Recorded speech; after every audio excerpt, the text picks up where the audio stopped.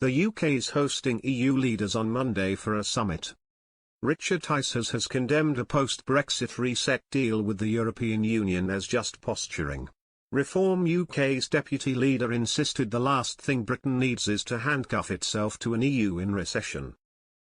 Speaking to Sky News ahead of the UK-EU summit, he said, "There's a deal basically being done to surrender some of the opportunities from Brexit. It's quite clear that a scheme dressed up as youth mobility will actually be a return to freedom of movement in all but name. That's not what the British people want, and they confirmed that when they voted significantly for reform just a few weeks ago. It'll be a surrender of our ability to make our own rules. Instead we're going to go back to basically being a rule taker from the EU."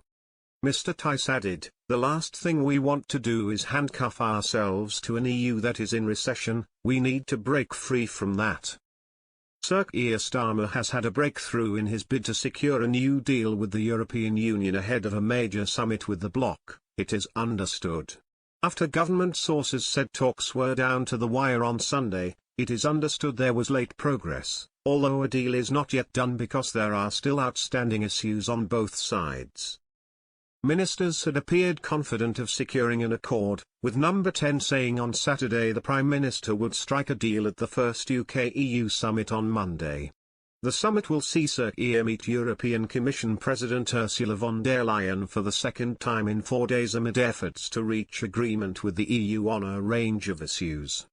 That includes an expected announcement on defence and security, which could feature an agreement allowing British firms access to a €150 billion, £125 billion, EU defence fund. Deals on allowing British travellers to use e-gates at European airports, cutting red tape on food exports, and setting up a youth mobility scheme with the EU are also thought to be on the table.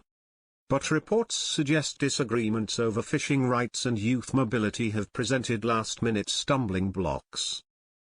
Government sources said huge progress has been made in agreeing a mutually beneficial deal with the EU that would deliver for British working people.